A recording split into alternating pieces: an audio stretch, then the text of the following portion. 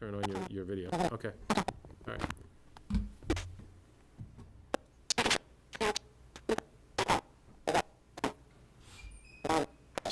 We're good. I think we're good. Okay, I'll start the meeting then. Hello, welcome to our Monday, December 18th, 2023 Select Board meeting. We have a few board and committee openings. Community Preservation Committee, we have one opening. Conservation Commission, we have two openings. Council on Aging, we have two associate openings. Finance and Advisory Committee, one associate opening. Historic District Commission, two openings for for 3-year terms, two openings for a 2-year term, and one of these must be a resident of the Historic District, and one must be a resident Realtor in town. One opening on our Human Rights Commission, which I think we're going to fill tonight. One Planning Board associate opening, and one associate opening for our Zoning Board of Appeals. And now we have time for public comment for 3 minutes on topics not on our agenda tonight. Feel free to come up to the podium if you're in person. If you're online joining us, you can raise your hand and we'll recognize you.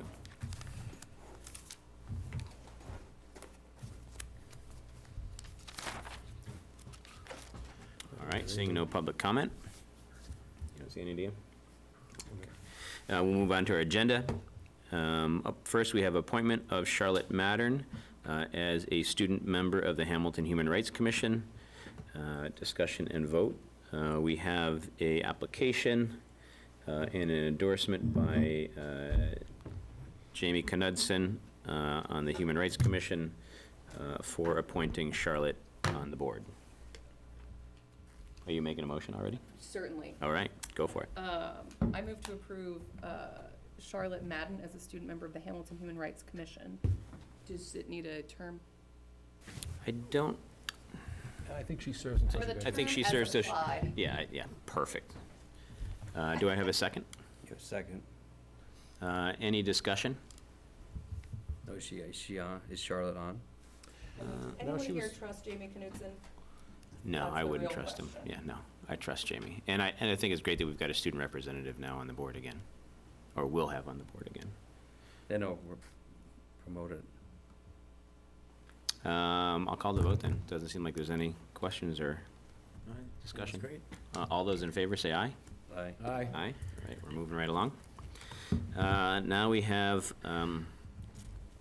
approvals of annual license renewals, a discussion and vote. We are renewing alcohol licenses, common victualler licenses, entertainment licenses, and Class II licenses. Is this a batch or is this an individual motion He'll situation? read off all the, I'm going to read them all off. If you want one held, let me know, and we can vote on it as a slate for each type of license, if that's fine with everybody. Is just so everyone- you know, all paperwork is in, all checks have been paid, all inspections have been done where they need to be done, everything is in order. All the license holders are seeking renewals are ready to be approved Are they all done annually or are they done rolling? It's all annually. Annually. Any other questions before I start reading the laundry list here? Okay. Up first, we have liquor license renewals. I'll read the on-premise ones first. Myopia Hunt Club, Weather Vane Tavern, American Legion AP Gardner Post 194, 15 Walnut Tavern Indigo Restaurant Corporation, The Post Fox and Fern Holdings LLC, Honeycomb Turnbuckle LLC. I don't want to put that on hold, but I had a question on their liquor license for, On Honeycomb? yeah, Okay. so we can go back to Well, that. let's hold that one. Community Package Store, Mark Orell. Crosby's Marketplace. Let me back up a little bit. Community Package Store is a not on-premise. Crosby's is not on-premise. Hamilton Convenience, not on-premise. A&M Convenience, not on-premise. And Harrigan's is the last one, not on-premise. So anybody make a motion for all of those holding Honeycomb? I just want to understand how the fee is derived. I see they're not the same. On-premise versus, On-premise versus No, off-premise. So whether they can drink there or they gotta take it home and drink it. Okay. Makes sense. I think it's like a $500 Yes. difference, I think. Some of the non-on-premise are 1,500 as well. Yeah, it doesn't read that way, though. You're right. Like Oh, maybe. Honeycomb says yes, but it's still 1,000. That's a good question. Do you know? It's not consistent. Surprised. Accurate? I don't know. And then Harrigan's is the opposite. That was my assumption, but you know what they say about assumptions. It looks like there's only one, and it might just be a mistake. No, I mean- the Harrigan's as well. Harrigan's bottom. and the package store. So Harrigan's and Honeycomb. Oh, jeez. Is it because they sell liquor as well, and it's not just beer and wine? It might be. That's, I bet you that's Probably probably it. what it It's is. the level of license. Yeah. I think Tom's got it. So, to be clear, it's not the on-premise or off, it's the level of I license? think it's or the level both? of license whether it's a full from the license or beer and wine. ABCC. Yeah, I bet whether you it's that's beer it. and wine or full license. Looks like that's the, That would make sense. That makes sense now. yep. I stand corrected. Anybody want to make motion? We're holding one of them, is that? We're holding Honeycomb. I move that we approve the liquor license as outlined, with the exception of Honeycomb. Okay. All right. Any further discussion? Okay, all those in favor say aye. Aye? Aye, ayes have it unanimously. And we'll move back to Honeycomb. Bill? So my question was, we approved their change of liquor license from, to an on-premise, Correct. but they're still doing both, correct? Correct. But how long does that go for, and how does that work? It'll be over when the state rules on premises allowing off-premise sales expires, likely this March. So last year, the state legislature continued the pandemic-era rules on allowing restaurants that had on-premise licenses to continue to sell to-go beverages, quote-unquote. We sought to challenge this through town council. Town council suggested that until the state rules go away, we didn't really have a good way to challenge them on it. And so they've continued to sell the to-go, despite the fact that they had agreed not to when they sought the license change. But that should be done this March or April when the state's rules go away. And so far, indications are that the legislature is not considering extending those again. All right. So we'll kind of have the similar conversation in March is my guess if they Do we don't. need, if- does it become retroactive, or do we have another conversation in March when it happens? No, when it happens in March, I'm gonna have town council We're gonna send them a walk right letter and down let them there know. and let I'm them gonna have know. town council send them a letter and let them know that they're no longer allowed to sell off premises. We're going to politely tell them to cease and desist on the on-premise. Okay. Or off-premise, I should say. So if anybody makes a motion to approve Honeycomb for Motion to their, approve Honeycomb liquor license renewal. Second. second, all those in favor say aye. Aye? Aye, ayes have it. All right, up next, we have common victual license, and I'll read right through them. We have the American Legion, AP Gardner Post 194, The Post, Five Sons Pizza, Dunkin' Donuts, Crosby's Marketplace, Hamilton Convenience, Hamilton House of Pizza, Myopia Hunt Club, Weathervane Tavern, The Community House, 15 Walnut Tavern, Cumberland Farms, Store 6747, Honeycomb, A&M Convenience, and the General Store. So moved. Second. All right. All those in favor, say aye. Aye. Does the Board of Health or anyone have to look at things like this, or is it just a rollover on a license, or is that part of the application? It's all part of the process. Common victual licenses are generally selling prepackaged food, so there's not usually an issue with Board of Health.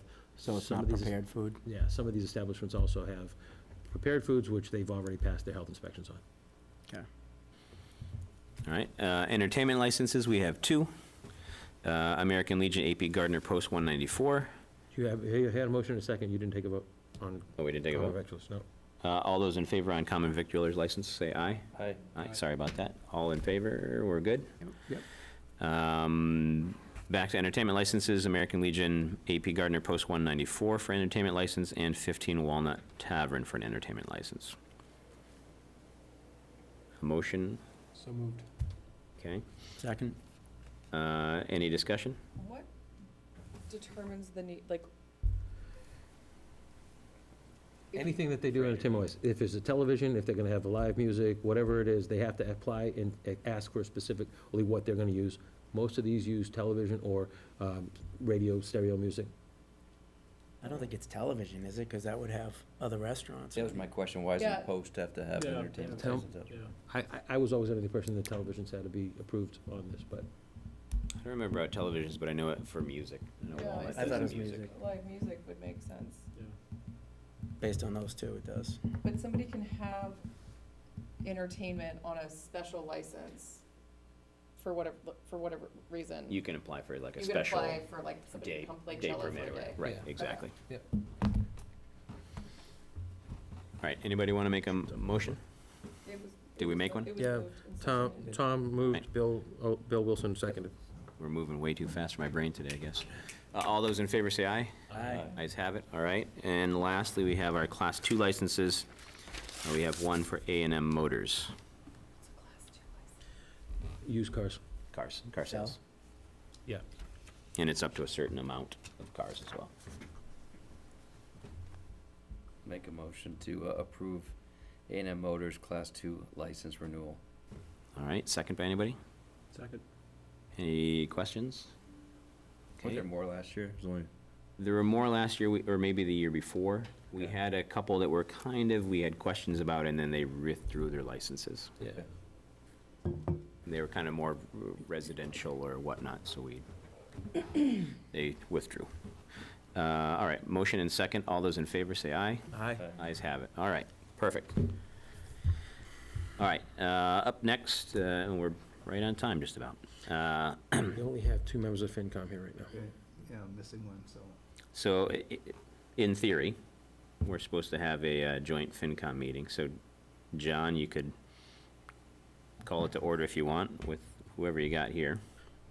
Got Alex. yeah, with no. It doesn't have No, a With you no don't have a quorum. Can't call a meeting to order. So, I guess, John, if somebody else comes in, just make sure we call it to order. All right, so we have Jim Petrowski here from Clifton, Larson, and Allen, and he is part of the crew that does our audit, and he's here to talk about our fiscal audit report for this fiscal year 2023. Hi, Jim. Hi, Sean. How are you? Good. Good to see everybody tonight. So tonight we'll be going over the results of the fiscal year 2023 audit. We have a brief agenda prepared. I'll just give an overview of what we'll cover, and then we'll get right into it. We can go to the next slide. So we'll just give a refresh on the terms of the engagement. Those changed slightly this year due to the inclusion of our federal awards audit for this year because the town met the spending threshold.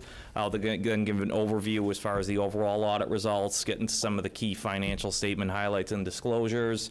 We'll go over that federal awards audit, the Uniform Guidance Single Audit, and then we'll open it up to, we'll go over our required communications to the board, and then we can open it up to any questions. As I move along, if anybody feels a desire to ask a question, please do, and we'll just go ahead and take it away.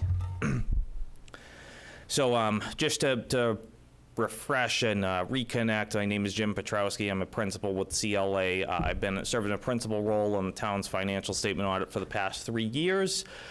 During this time, it's been a pleasure to work with the town and management there and making sure the financial statements that we can report on them and their fair presentations. That's why we're here tonight, just to report on the financial statements and our opinions as to if they're fairly presented in accordance with generally accepted accounting principles. What that requires us to do is to go into the town's financial records, to look at the financial statements, make sure that any balances and transaction classes in the financial statements are properly supported by the town's books and records and other information the town keeps as part of the documentation. Now, as we're doing our audit procedures, we are required to look at the town's internal controls over financial reporting. If we do identify any sort of findings or deficiencies in internal control that could result in a misstatement to the financial statements, we do have to bring that to attention in our internal control report. Same goes for any sort of material non-compliance with laws or regulations that could impact the financial statements as well. And also, as part of the audit process, we do have to provide some other required communications that really cover the audit, which we'll get into later on in the presentation. So we can go to the next slide. So a slight change in this year's audit just because of the town meeting its federal funding threshold required for a single audit. We are also engaged to express an opinion on the schedule of expenditures of federal awards. On that statement, which you'll see in the GAO internal control report, we're opining on its fair presentation in relation to the audited financial statement. So essentially, we've done our work on the financial statement balances. We just have to opine as to if it's fairly presented in relation to the audited statements. What we'll also do is we'll look at the town's federal spending, provide a report on internal control and compliance over the town's spending requirements in relation to the town's major federal program. Again, if we identify any sort of material weaknesses, significant deficiencies, or non-compliance with federal spending requirements, they show up in that report. And if they do, that results in a finding reported in what's called the Schedule of Findings and Question Costs. So, Jim, just for folks at home and here that don't know why, can you explain why we are having this type of audit this time with the federal awards? yes, so the town received an allotment of the coronavirus state and local fiscal recovery funds. That balance is spendable until fiscal year 2026. Due to the large volume of the funds, anytime the town spends over $750,000 in a particular year, that requires a single audit, which requires us to look at that spending and if it's done compliantly in relation to the federal program requirements that the feds publish. Perfect. Thanks, Jim. Go to the next slide. So to give the overall results, the town this year again received an unmodified or clean opinion on the financial statements. So in our opinion, they're fairly presented in accordance with generally accepted accounting principles. What I do want to bring attention to is the date. So this year, we're pleased to report November 30th is our report date. We're able to gather all the evidence, hence why we're meeting about these financial statements earlier on in the process. And with that said, I want to express my gratitude to Wendy Markowitz, first and foremost, for her work with us. We found it to be a very smooth process, even with it being Wendy's transitional year into the audit. She was very helpful in terms of getting any sort of information we needed and helping us work with the players at Town Hall, so we greatly appreciate Wendy's help throughout the process. I also want to express gratitude to Peggy McLaughlin and her team in the Treasurer's Office, again, making it a smooth audit process, this year being no exception to previous years. And also, Joe, for your help and coordination with the board, as well as other procedures we needed to do. We appreciate your help in the process as well. So, again, clean opinion on the financial statements this year. No findings to note in the town's internal controls and compliance. And again, we'll get into some of the other required communications later on. Go to the next slide. And as far as that federal audit, pleased to report an unmodified opinion on the town's compliance with federal spending. No findings to report. No internal control report findings. And as a result of the procedures we did in the schedule of expenditures, we were able to express a clean opinion on that report as well. So overall, very smooth, clean process for this year. So much appreciated. So I do want to just note, we did not issue a management letter this year, just considering the town's corrective action taken towards prior year management letter comments. When we look at information technology, we noted that the town has now joined the Regional North Shore IT Collaborative, which is hosted by the town of Danvers. Just looking at some of the procedures they're doing, they're consistent with the recommendations we provided in previous audits. When we look at the building permits comment, that variance has since gone much lower to a point where it was really, the variance for audit purposes was trivial, and we felt that that process has been cleaned up to a point where we can take that off of the management letter, which left us with risk assessment and monitoring, which we're talking with Wendy about the progress done in that program and what's going to be happening in future years. We felt comfortable of just it'll be something that we'll continue to revisit, but we didn't feel it necessary to report a management letter comment this year. So we've passed on issuing one. I will say that's the first time we haven't had one in a long time. Right. Even though when we go over the management letter, it's pretty benign. Right. Right, it's very, very minor, low-hanging fruit, but now that we don't even have that, that's even better. Right. Right. So obviously, I'm assuming we eliminate our cash, all our cash, that was the issue, was cash receipts. Cash receipts for the pool and a few other things like that, minor issues like Good. that, but that's Awesome, great. impressive. Big step forward. That's great. So just to go over some of the financial highlights, this year the town's governmental activities ended at $19.2 million. You'll see the components here. Just one thing to bring to attention, the unrestricted net deficit of the 3.7 at year end, that's nothing really we find concerning, just of the reporting of the pension and OPEB liabilities. This is really a common occurrence, and you'll see here that's really driving that unrestricted deficit. Just for those long-term balances that are required to be reported. So nothing concerning to report in terms of the governmental activities net position.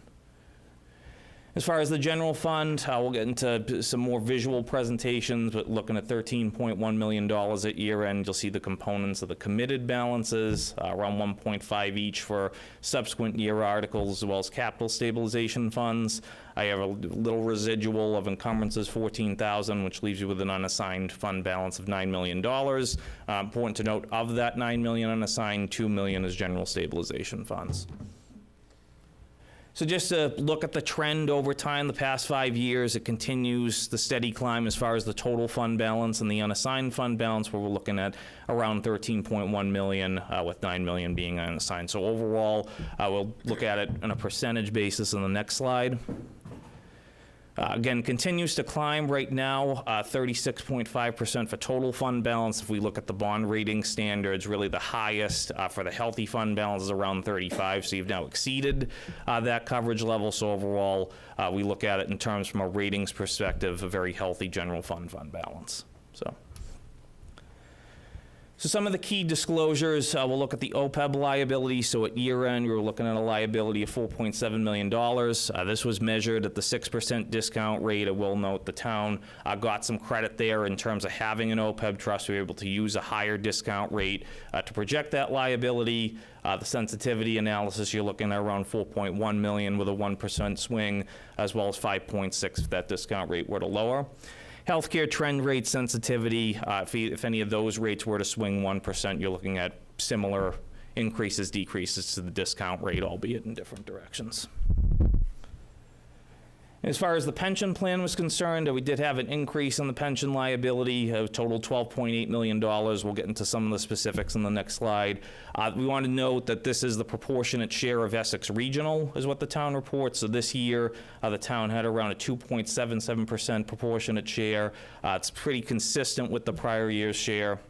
If you'll see here, that was calculated with a 7% discount rate, and that disclosure with the pension liability will give some insight as far as the sensitivity there.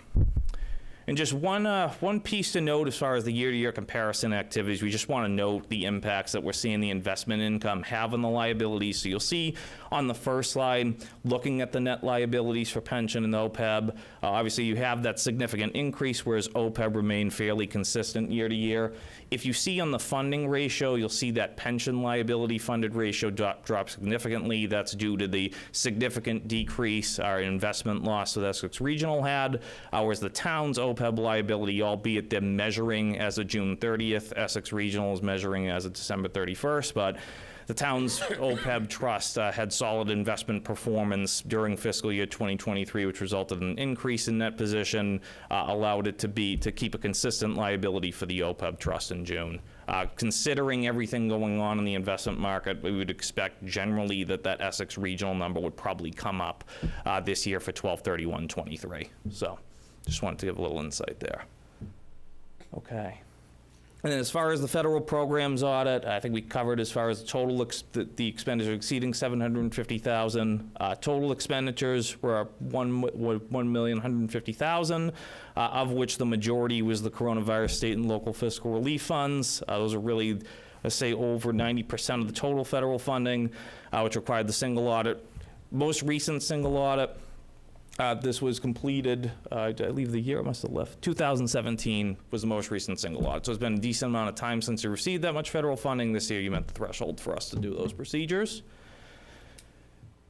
So we have to test the spending of the coronavirus funds in relation to the federal requirements. That allows us to look at the allowable costs and cost principles related to the charges, and also the procurement, suspension, and debarment requirements for the projects undertaken. As a result of looking at the documentation, we didn't identify any sort of compliance findings, and again, clean opinion on the CFA in relation to the financial statements. So as far as the required communications, significant accounting policies are fairly described in Note 1. We found the note disclosures to be neutral, consistent, and clear. We didn't identify any significant or unusual transactions to note to the Select Board. We did have 3 uncorrected misstatements, which you'll see in the governance letter. These were not material misstatements to the financial statements, but we do just have to call them to attention when we pick them up in our audit procedures. Nothing of concern in that respect, the majority being really GAAP financial statement issues, nothing of concern to report with that communication. We didn't have any disagreements with management, and we obtained our required representations we have to obtain for the audit. We're not aware of any other professional consultations that occurred during the process, and any sort of significant communications were all part of the course of our professional relationship. So with that, I would open it up to any questions of the board. Questions for Jim? Anybody? I John? have a comment. Jim, I'm a member of the FinCom Finance Committee. I ask you these questions every year, but I'm gonna kind of lay low this year. When I'm asked my view of the financial operations of the town, I generally say very strong. This year, I say very strong and getting stronger. Right. So I think just the pure financial position, but also the financial management Right. falls into that space. So I just think it's a credit to the successive decisions by the select board and the successive good work done by the finance department Right. and the collaboration with you folks year over year. So Right.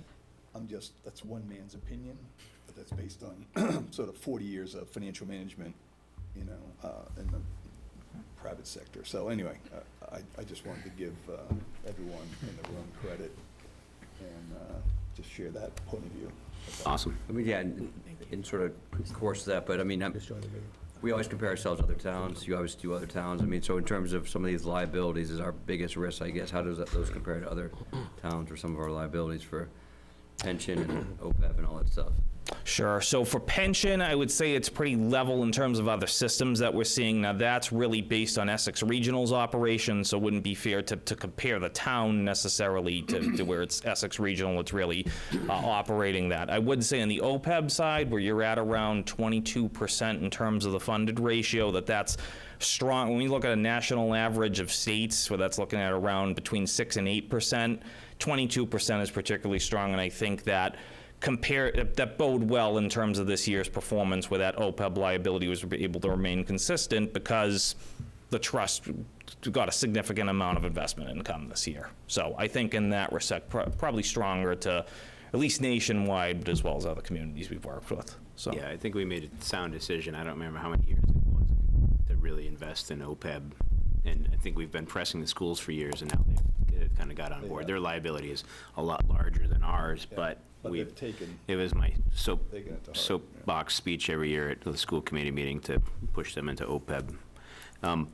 John, I think Christine just joined, so if you want to call your meeting to order. Yeah, if I could, before we wrap up, just want to call the December 18th, 2023 FinCom meeting to order. We now have a quorum, and we actually have to do a roll call because we're on video. So can I just ask the two folks on the phone, Christina and Alex, to just announce themselves so we can record the meeting starting? Oh. That's a problem. Why don't you just raise your hand, Christina, That's gonna so be a we can problem see for you, because we presentations. couldn't hear you. There you go. So Christina Shankar Grove is joined, and Alex? That's Oh, can't hear you. You think that's that phone still? Maybe. I can go plug it and just. While you're doing that, I just want to echo what John said too about strong getting stronger. I know we've had some turnover in the finance department as well, so that's always a red flag of, but wow, great job, picking it right up and going forward. I did have one question around policies. Do you check all the accounting policies, or is it a selection, and if so, how do you determine that selection? Can I clarify, so as far as policies, do you mean policies in relation to financial statement presentation or more internal control policies? Control policies. So typically what we're going to be looking at is what are the policies that are driving the significant balances in the financial statement. So if we're looking at it, obviously the cash receipts process, right? Significant account balance of cash, we're going to dig into that control policy, make sure that that's all up in order, where we're looking at not only the drafting of the policy, but as well as the implementation. So there's going to be a pretty deep dive there in terms of if there's a significant balance. If it's a policy that may not be as significant, I can't really think of one that comes to mind at this point, that would be a policy we probably wouldn't pay as much attention to. So the materiality of it, Right. I guess, so Right. that's great. And you guys select those, or? Right. Okay. That's great. Do we have additional federal money to be spent? Would this trigger another audit of that sort for the federal piece? Joe? More to be spent. Listening to, I'm sorry, I'm trying to get some. sorry, I was curious if we have additional federal money to be spent that will trigger another audit. Very likely, yeah. We still have ARPA money to spend, and it has to be spent, as So Jim over the said, so- Once we- 750,000? yeah. Yeah, we've- 750, we've- yeah. With what we'll spend this coming year and what we've got left to spend, we should trip one more single audit after this. Is the balance of our stabilization funds, capital improvement, is that part of your analysis of health of the community, or those things outside of that? Right, that's something we would typically look at as far as looking at the fund Those balance are all ratios. Are there, our minimum balance, right? We're above our minimum balances on all Above our of them. goal. Yeah, because we've had some internal discussions about spending down on those so that we're closer to our minimum balance, or our, not really minimum balance isn't the right word for it, It's not but the our, right word, but our goal. our policy balance, right? Goal, right, Our policy goal. goal, yeah. And so we've exceeded the goal on, I think, most, if not all of them. And we don't want to have it just kind of run away. We want to, smartly use some of those things for capital and other expenditures as we go along, not just keep building that fund. What do I want to think about when I see an unassigned number growing like that? I mean, I think you want to look at it in terms of its use, if there's any way that can benefit the citizens. I mean, we see typically when there's a large growth of fund balance, sometimes it's used to reduce the tax rate in certain instances. So just, how can you keep it healthy, but also providing benefit out of the residents? That's just a consideration. Okay. Yeah, Bill, one of the ways that we think about it is, Hamilton is at a interesting point. We're about to embark, and we have embarked on some very large capital spending in the two towns and the schools. So we're in a pretty good position, so to keep the fund balances there with an eye towards some of this big spending that's coming. Right. So my comments are relative to what we see over the next 5 to 10 years as well as today. Right, some of that That's money. another way to think about it. Right, some of that money over those kind of recommended thresholds could go to pay down bond premiums or other things like that. So we're not raising and appropriating the taxes from the citizens, so. But that grows because of favorable budget variances, correct? Right, Yeah. right. Right. I think it's a great point by John, too, as far as Tax bringing one up the time. borrowing and how that can be reduced in future years if that fund balance is healthy. Any other comments or questions for Jim? Can I just make a comment, Joe? Yeah, go ahead. Yes. So my first year, obviously, working with Jim, and I have to tell you, straight out the gate, I asked him to be super upfront with me and make sure that we continue to communicate, and every single topic or anything, as you can see, he came in really quick, and him and his team were, 2.5 days? They gave us everything up front, just made sure that we understood exactly what they were looking for, worked with us, and I really appreciate that a lot.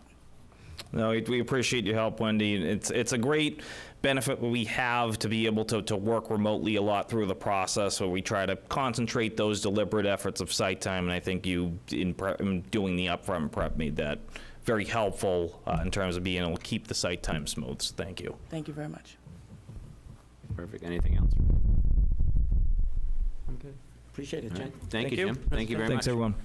I'm a little concerned with what happened when Christina and Alex tried to, Yeah, so can we ask Eric to speak to us and see if we can hear him? yeah.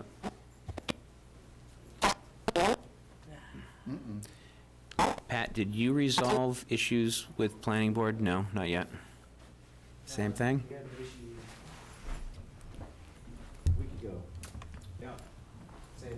Same issue. Eric, are you there?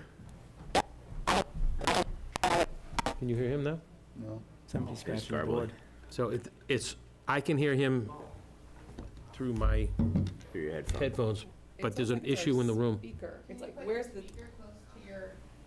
I don't think that's gonna work. No. Well, if I do that, it's likely to cause reverb.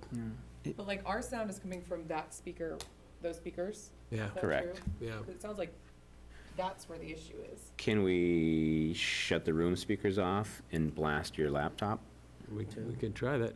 HW Cam, can you turn down the speakers? And I will try to see how if we this can get it works. loud. Everybody cover their ears. I was gonna say, wait for the.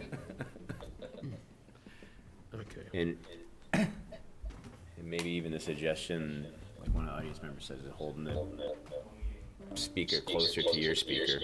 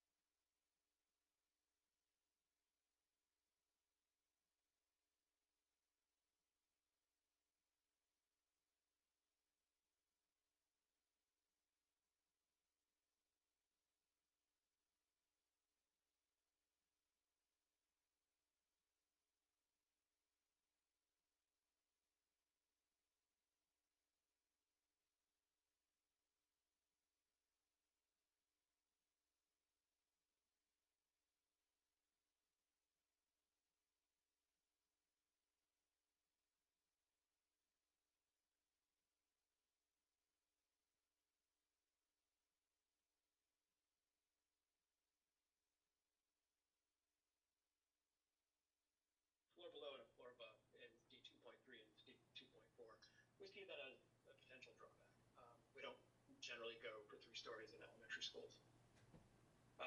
And then also another con, I don't like that word, but that the district doesn't control the site and the lease agreement ends in 2025. That's the same for both Winthrop and Cutler. So the new construction options, 2 levels for all options. We're keeping this, appropriately scaled. New construction allows total flexibility, so we can design the spaces for learning neighborhoods and the way we think of education in the next generation of education.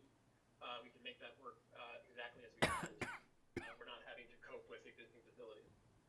We're on the flattest portion of the site on the existing ball fields. So that means that the baseball diamond, softball diamond, and soccer fields have to be built on the site of the existing facility. So when that comes down, we have to level that enough to accomplish that outdoor program. So with that, there's some ledge on the site. We know we have some visible ledge, and we're sure that there's some ledge below that building potentially. So there would be some costs incurred with soil excavation and removal. And then, with this, I think the strongest aspect of this is the single phase new construction and then the demo and building of the field separate. So you could really, do it much more quickly than you would any renovation addition options. Okay, so onto the Winthrop. You can see that the 285 student option is not applicable here. And with Winthrop, whether it's new or renovation, we're always dealing with the existing building, and because we're building very much within that same footprint, so the phasing and scheduling of this project in construction would be more challenging. So therefore,